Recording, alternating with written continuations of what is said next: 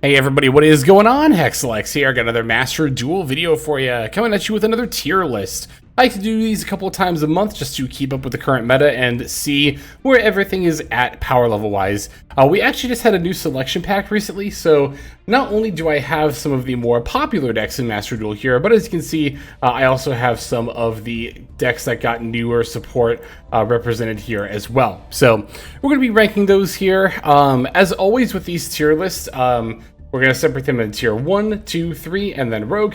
Now, even if a deck is down in Rogue, that doesn't mean it's bad. I think that all of these decks with a dedicated enough pilot, for Rogue level decks in particular, are capable of reaching Master 1 or sneaking in a tournament top cut. And similarly, if you are seeing a deck, or rather not seeing a deck here, and you're like, hey, I think that deck is Rogue Power Level 2, we're only doing 30 decks, not every single one that is meta viable. Otherwise, this video would be much, much longer. I did actually recently do a tier list video where I ranked 100 decks, so there are a lot of Rogue decks out there, but nevertheless. Okay, let's go ahead and just get right on into it. Now, I think I will actually end up starting with one of the newer decks here. And that's going to end up being Arcana Force. So I'm going to put this down in Rogue. It's going to end up in the lower end of Rogue. So Arcana Force did recently get, of course, some new support, including a powerful new boss monster in the form of the Chaos Ruler. That said, the new support really doesn't fix the fact that Arcana Force has a lot of problems kind of going against it.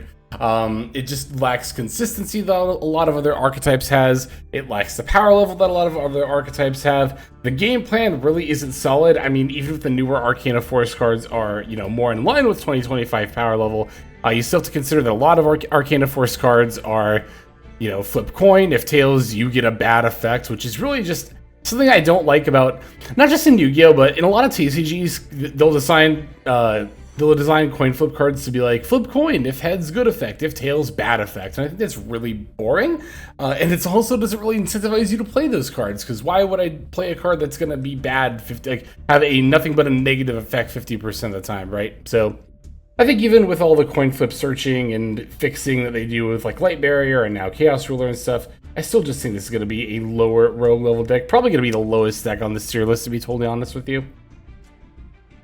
Alright, so I just want to rank at least one of the new ones first. Pearly, I'm going to put in Rogue. I think this is a deck that a lot of people tend to sleep on because a lot of people just kind of forget about it.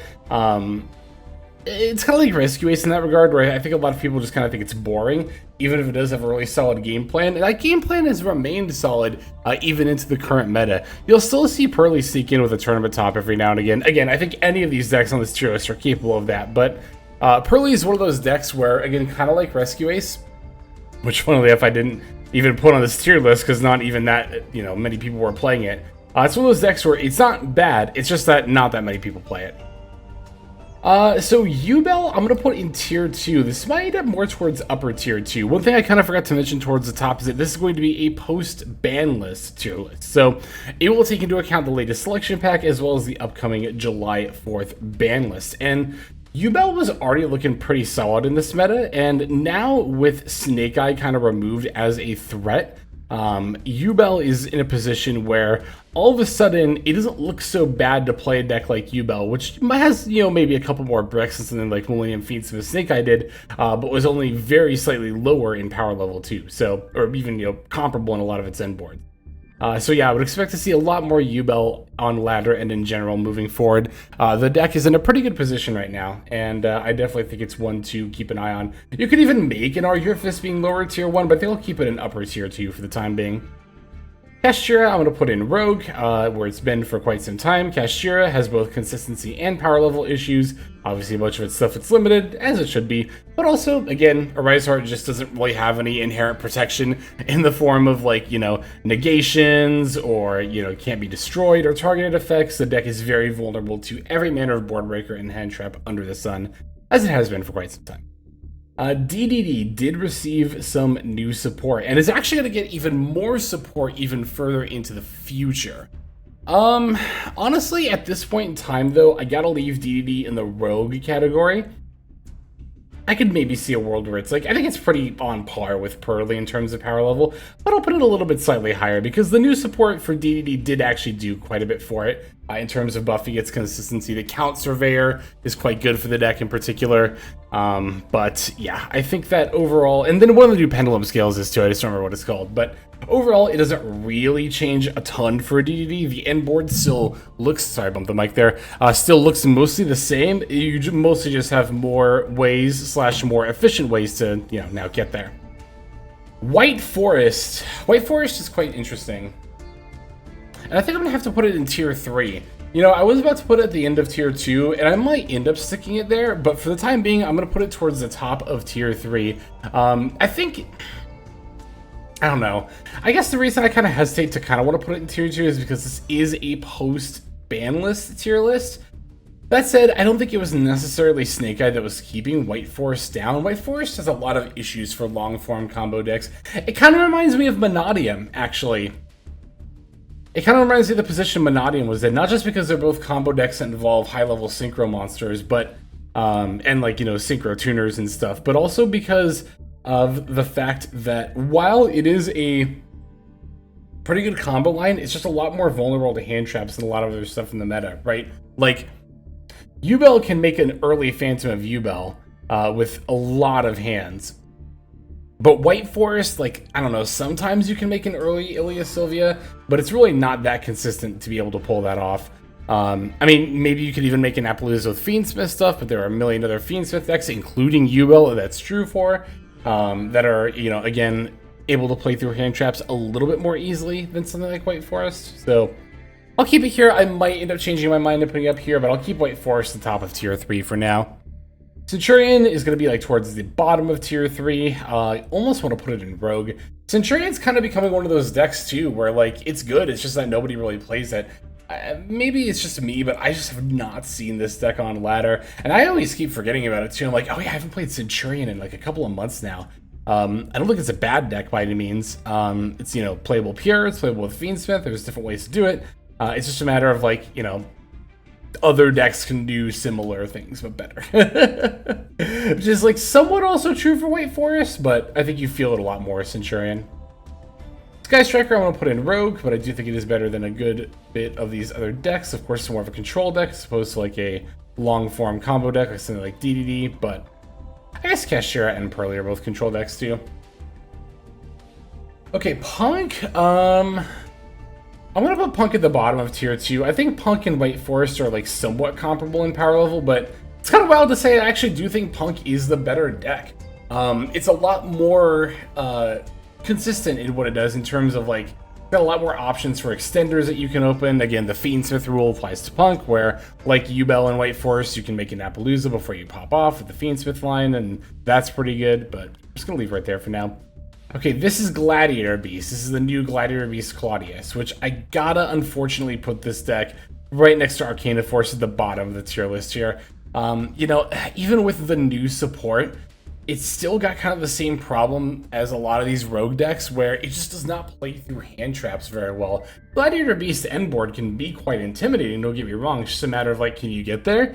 And when it comes to, again, pushing through hand traps, it just does not have the same ability that a lot of other decks in this meta do.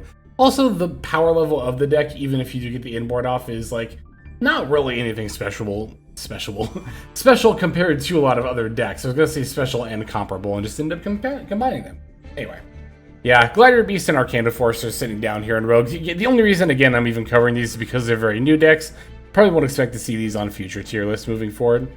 Memento, I think, is definitely still a tier 1 deck. Kind of like last time, we're assuming that these are all in the hands of a competent pilot with that particular deck. And Memento, yeah, you might see it in more as like of a tier 2 or even 3 deck with some people on ladder who play it.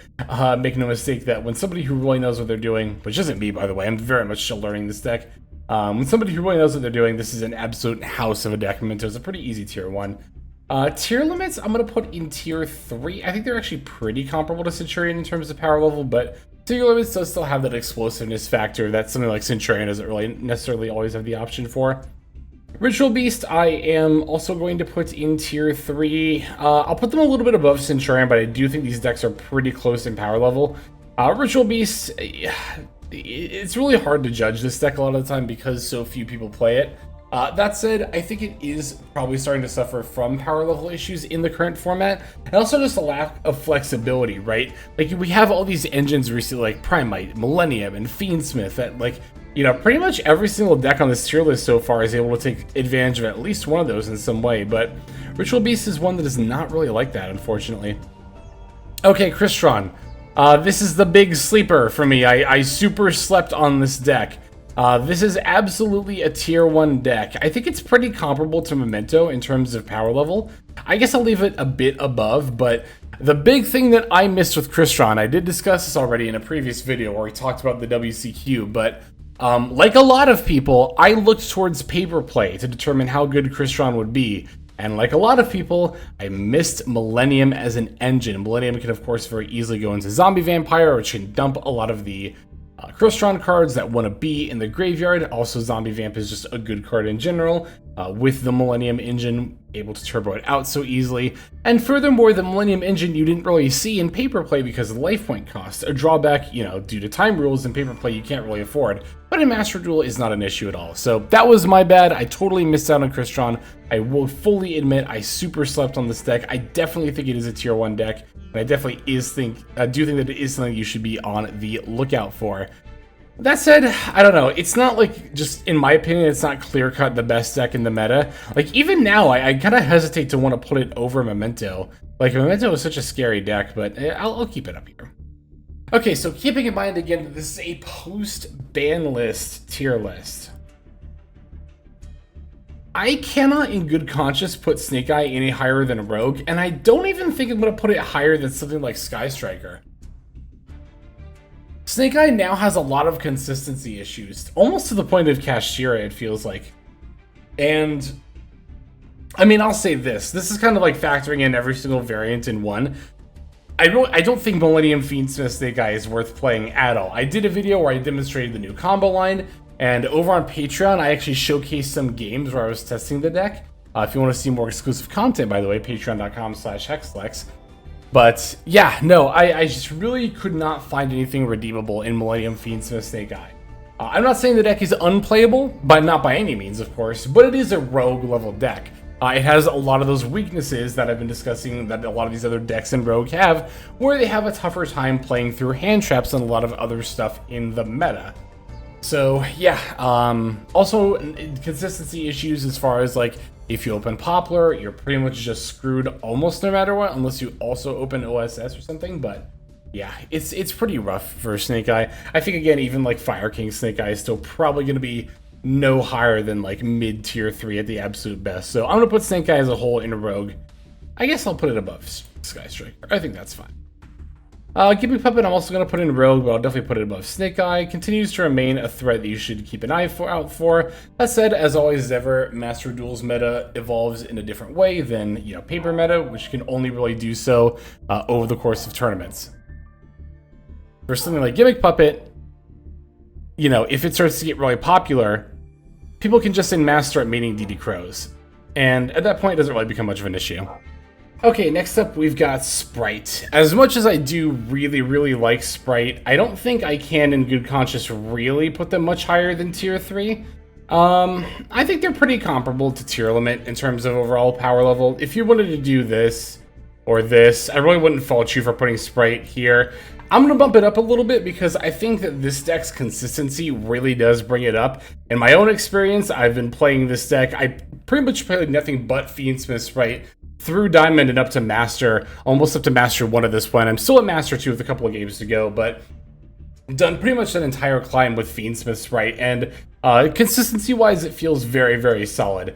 Sometimes the end board isn't quite enough to push through everything your opponent's got, and I think that is where it kind of falters a little bit, but yeah, I think that Sprite is a very solid pick in this meta, but as much as I would love it to be, I don't think it's quite tier 2 level, unfortunately. Hero, I'm gonna put down in Rogue. Yeah, I think it's like somewhere in the same neighborhood of like DDD. I'll leave it like right here. Similar deal where it's like long form combo deck that's got a really high output if it can get there, you know. But anyway, Voiceless Voice, I'll definitely put in tier 2, a little bit above Punk. It's funny how this deck hasn't really changed, but it is still just as good as it was before. That's actually going to remain true even going into Ryzeal and Malice format. I've mentioned this before, but even in Ryzeal Malice format, you would see Voiceless Voice get top cut every now and then, like pretty decently often. And it would be lists that were like MD playable. Like the deck really doesn't change at all. It's just that solid in what it does. All right, Branded, we're going to throw definitely in tier 1. And I'm going to put it like this, but honestly, I wouldn't fault you for putting these 3 tier 1 decks in just about any combination here. Because I really do think that with Snake Eye gone, like Snake Eye to me was always like the standout, you know, best deck of the meta. But I think all of the tier 1 decks right now, and I'll just go ahead and throw Blue Eyes up here because Blue Eyes definitely deserves to be up here as well. I think all these tier 1 decks feel really, really close in terms of power level. I could see somebody saying like, oh no, Branded is actually, you know, should be at the top right now with Blue Eyes behind it, then Memento, then Crystron, like completely different order. And I would not even fully disagree with that, but I'm going to put them in this order. This feels right to me. Blue Eyes, then Crystron, then Branded, then Memento, but yeah, we'll just leave them like that for now. Tenpai, I think, has remained a very solid tier 2 deck, even with all the stuff limited. You know, we saw it do pretty decently in the Duelist Cup. I think the deck is in a pretty balanced state right now. You know, the Duelist Cup / WCQ style format is one where Tenpai really does shine, and even then it was not like, you know, dominant in the meta. So I think tier 2 towards the mid to lower end is a pretty good spot for Tenpai to be. All right, Makonko, I'm going to put in Rogue, maybe like somewhere in this neighborhood, yeah. I think Makonko is actually getting some new support I saw kind of recently, or is that a new alt art? I think it was a new alt art I saw recently. But either way, Makonko still remains a very solid strategy with multiple options. You can either go turn 1 Wombo Combo Warrior Pile, or do the turn 2 OTK. I think they're both about this power level here, Upper Rogue. And I think Salamandrate's going to end up there as well. I saw a lot of people were on Salamandrate recently. So that's a fan favorite deck, you know, through and through. Not surprising overall, and it's just very solid. Maybe not quite this, yeah, somewhere in this neighborhood I think is a fine spot for it. Alright, Engraver represents Bestial, Fiendsmith, Primite, Control, Engine, / Hand Trap, Slop, whatever you want to call it. I'm going to put it in tier 2. I think it remains a very solid deck right now. But it is kind of starting to lose a little bit of steam. I think mostly now that people, like now that it's a known factor, right? Now that it's something that people kind of have on their radar. You know, I think a lot of the way that Primite Fiends with Control kind of catch people when it first started getting really big was that some people wouldn't know if they were playing it Snake Eye or Blue Eyes and not necessarily assume that it was a control deck. But now I think that, again, this is a known factor in the meta that people are well prepared for. It doesn't quite catch people quite as often. I think in terms of output, in terms of what the deck can do, it's not quite as high as any of the decks above it here. But of course, that doesn't mean it's an awful deck by any means. Drytron, you know, I'm going to kind of put down with Hero and DD, very similar power level and all that kind of fun stuff. Lab, we're definitely going to put in tier 2. I'll probably put it somewhere in this neighborhood. Yeah, I think that's actually fine. Mathmech, I really don't think the second and third diameter changes much of anything, unfortunately, as much as I would love for that to be the case. I'm going to put Mathmech here in Rogue, maybe even a little bit below Snake Eye. I don't know. I think these are pretty... I think that's fine, yeah, somewhere in this neighborhood. Alright, just a couple more to go. Mermail Atlantean is definitely a tier 3 deck, and I'm definitely willing to put it here between White Forest and Sprite. You can even make an argument for putting it here. I think that's fine. Honestly, now that I'm really thinking about it, I'll probably just end up putting it up here. Yeah, this feels good. This feels good. A little bit above. You could probably say Punk could go down here, but I think it is noticeably better than everything in tier 3, if not by a ton. Still noticeable, so I'm going to leave it here at the bottom of tier 2. And finally, the Unstoppable Exodia deck definitely did suffer a little bit of a consistency loss, but really not too much of one with the Golem limit. I don't think much has changed with it. I think it's still going to remain here in, like, you know, somewhere in the neighborhood of upper to mid rogue. And that is where everything is going to end up here on our tier list for, I guess we're coming up on the beginning of season 43 here. So definitely let me know what you think in the comments below. I do always appreciate that feedback, as long as it's respectful. Naturally, I think that's not too much to ask for, but Yeah, that's going to go ahead and do it. Thanks for watching all the way to the very end. I super appreciate that. It's very, very helpful and supportive to small channels like myself. But that's going to do it for now. Let us move on to our outro. Hey everybody, Hexlex here. Thank you so very much for watching all the way to the very end of the video, which by the way is one of the best ways to support the channel. Speaking of supporting the channel, take a look at the names on screen. These are folks who have been so generous as to either join as a YouTube member or subscribe over on patreon.com/Hexlex to support. There's also perks for doing so. If you would like to see YouTube videos early, as well as some exclusive videos that get uploaded to YouTube, but for one reason or another I decide not to publish, definitely go ahead and hit that join button to see content early, as well as some exclusive content. If you're looking for more exclusive content, over on patreon.com, I upload exclusive videos that are not posted on YouTube just about every single day. Whether you choose to subscribe over on Patreon, join as a YouTube member, or simply continue to watch, your support is greatly appreciated. Thank you so very much. But for now, this is Hexlex. I am signing out, and I hope that you have a fantastic day.